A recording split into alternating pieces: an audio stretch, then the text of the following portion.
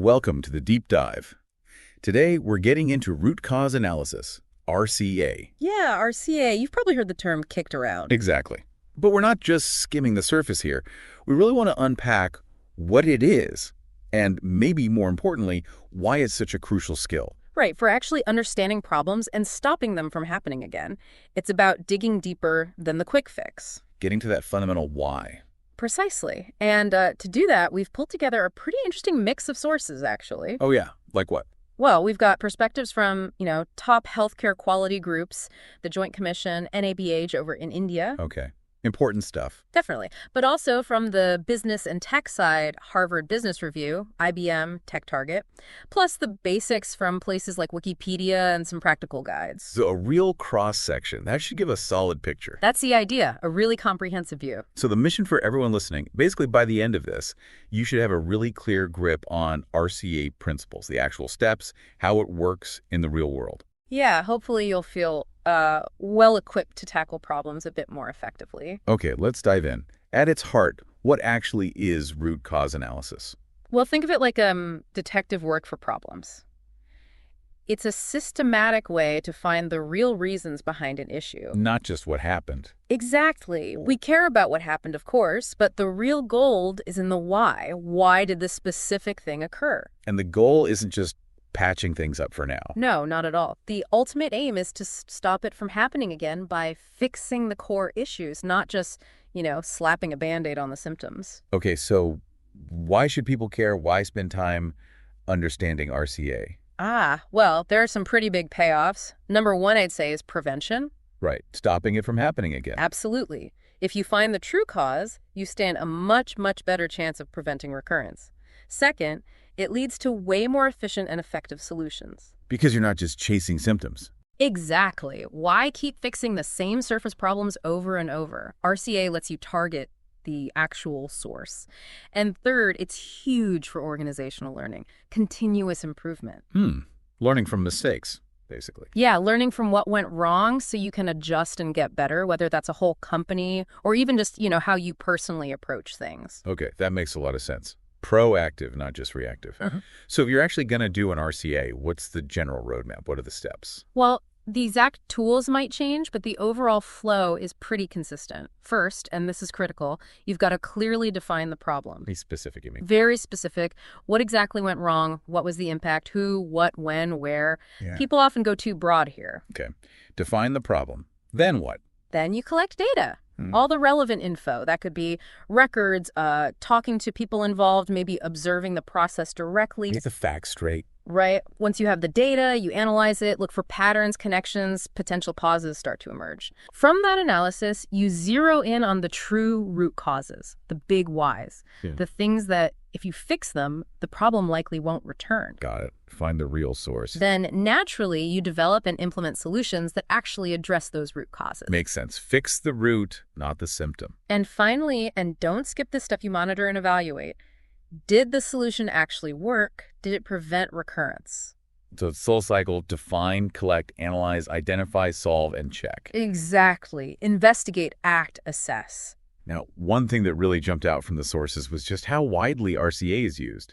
It's not just for one type of business, is it? Oh, not at all. That's a key strength. It's incredibly versatile. You see it all over IT operations, for instance. Like figuring out why a server crashed. Precisely. IBM and TechTarget talk a lot about that. It's also fundamental in manufacturing, process control. Wikipedia had a good, simple example.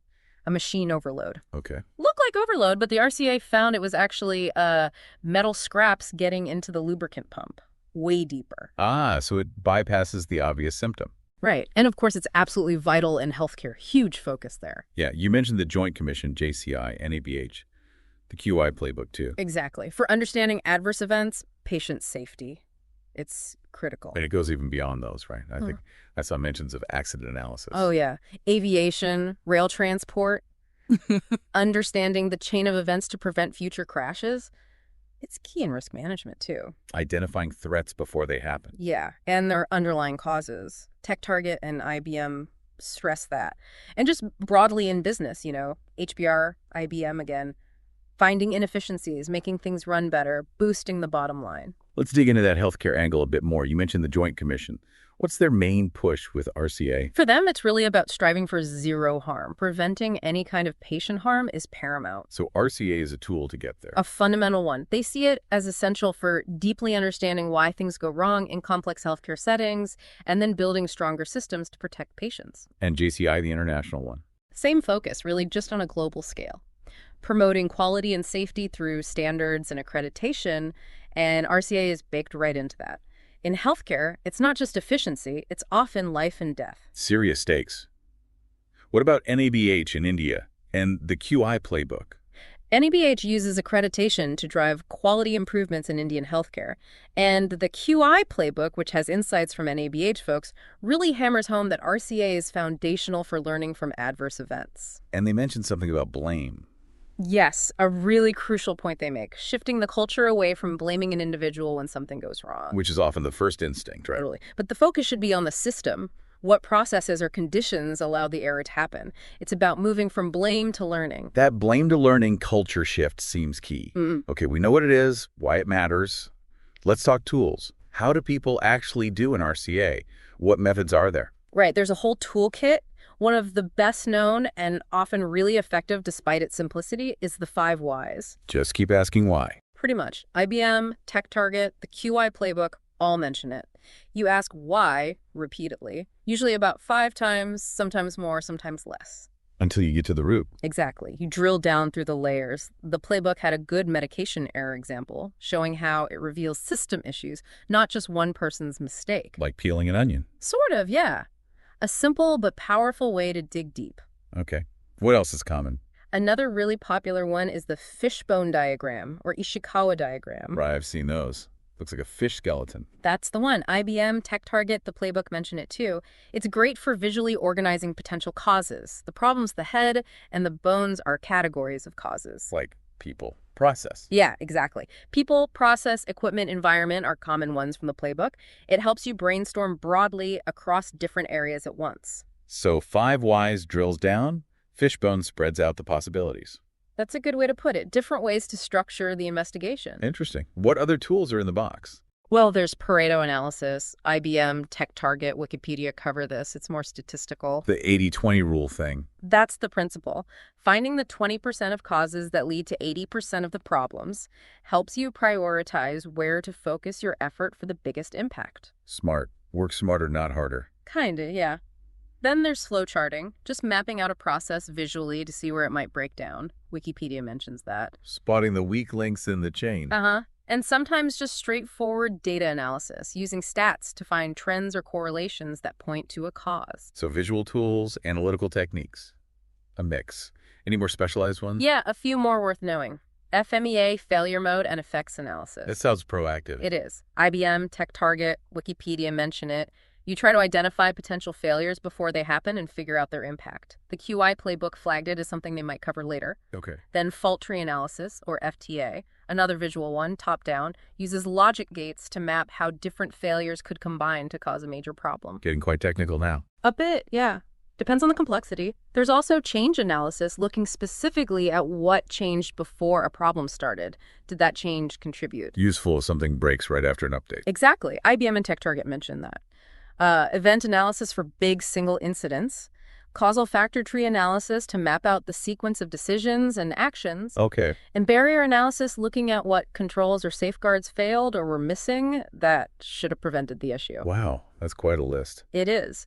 But remember, as TechTarget points out, you don't use all of them every time.